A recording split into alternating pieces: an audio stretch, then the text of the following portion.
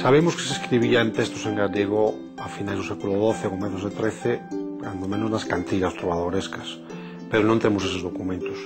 Realmente do que temos documentación, que testemunhos directos, é da prosa documental, notarial.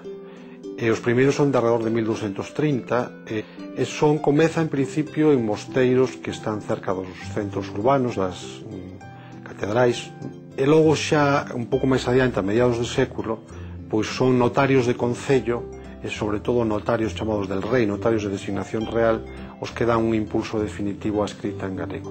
Digamos, a oficialidade primeira do galego en boa parte débese a Afonso X.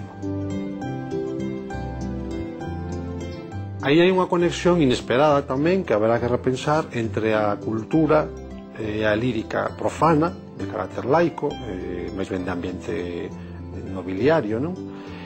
E a cultura monástica.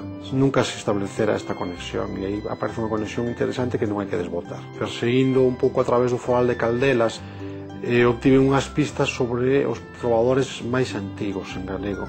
Son todos da mesma terra, das terras entre a cidade de Ourense e o mosteiro de Oseira. A datación destes autores é máis antiga do que se supoñía. Só temos documentación de orixe eclesiástica, mosteiros, igrexas e catedrais, pero só con eso, que o resto da enorme documentación que debía haber, espardeus a dos concellos, a das casas nobres, etc., pois temos a colección documental medieval máis importante da Península Ibérica, con diferenzas. Ben falado. Se o chan treme é porque hai un terremoto. Pero como sabes? E claro, despois disto, vostedes quererán saber cal é o refrán galego máis antigo. Non hai maneira de sabelo.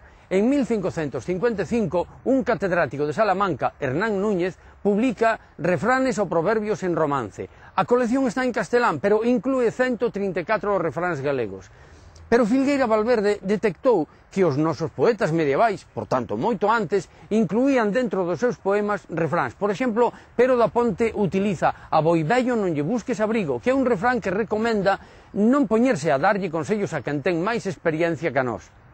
Os antigos romanos xa usaban refráns e algún como "lonxe dos olles, lonxe do corazón" xa o decían en latín os romanos. Por esa razón, na Idade Media aos refráns non se lle chamaba refráns, chamábaselle verbo antigo.